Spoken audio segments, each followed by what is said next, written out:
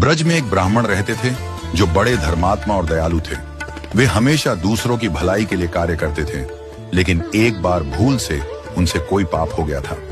जब उनकी मृत्यु हुई तो पूरा ब्रजमंडल उनके लिए शोक में डूब गया। लोग मानते थे कि उनके इतने अच्छे कर्मों के कारण वे स्वर्ग जाएंगे। तब यमराज के दूत उन्हें लेने आए।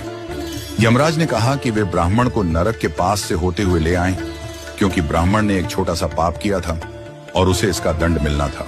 जब यमदूत ब्राह्मण को नरक के पास लेकर पहुंचे तो वहां नरक में पड़े प्राणियों की चीख पुकार और दुख की आवाजें सुनकर ब्राह्मण का दिल घबराने लगा। वे जल्दी जल्दी वहां से जाने लगे, लेकिन इसी समय नरक में पड़े जीवों ने उनसे प्रार्थना की। वे बोले, महाराज, आपका कल्याण हो, आप एक घड़ी यहाँ रुक जाइए, क्योंकि आपके शरीर से जो हवा आ रही है उससे हमारी पीड़ा और जलन कम हो रही है। हमें इससे बड़ा सुख मिल रहा है। ब्राह्मण ने उन नरक में पड़े प्राणियों की प्रार्थना सुनी और कहा, अगर मेरे यहाँ खड़े रहने से आप लोगों को राहत मिलती है तो मैं पत्थर की तरह अचल होकर यहाँ खड़ा रहूंगा। मुझे स्वर्ग जाने की कोई इच्छा नहीं है। यमदूतों ने ब्राह्मण से कहा, आप धर्मात्मा हैं, आपके लिए स्वर्ग में उत्तम स्थान निर्धारित किया गया है। यह पापियों का स्थान है, यहाँ आपको नहीं रुकना चाहिए। लेकिन ब्राह्मण ने कहा, मुझे स्वर्ग नहीं चाहिए। यदि अकेले मेरे कष्ट उठाने से इन जीवों को सुख मिलता है तो मैं नरक की पीड़ा झेलने को तैयार हूँ। प्राणियों की रक्षा करने और उन्हें सुख देने में जो आनंद है वह स्वर्ग में भी नहीं मिल सकता। इसी समय धर्मराज और इंद्रदेव वहां पहुंचे।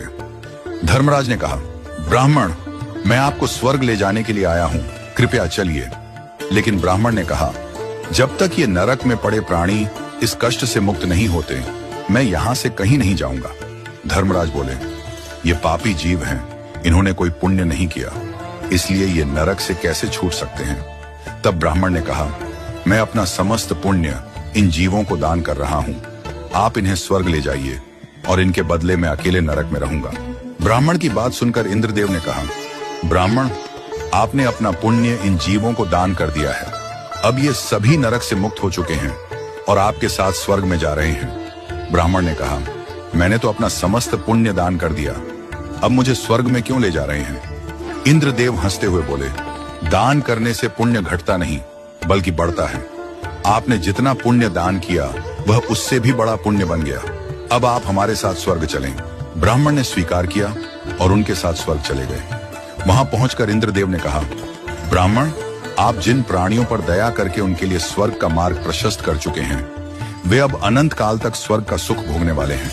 आपके इस कार्य से स्वर्ग के देवता भी प्रभावित हुए हैं। इस कहानी से यह शिक्षा मिलती है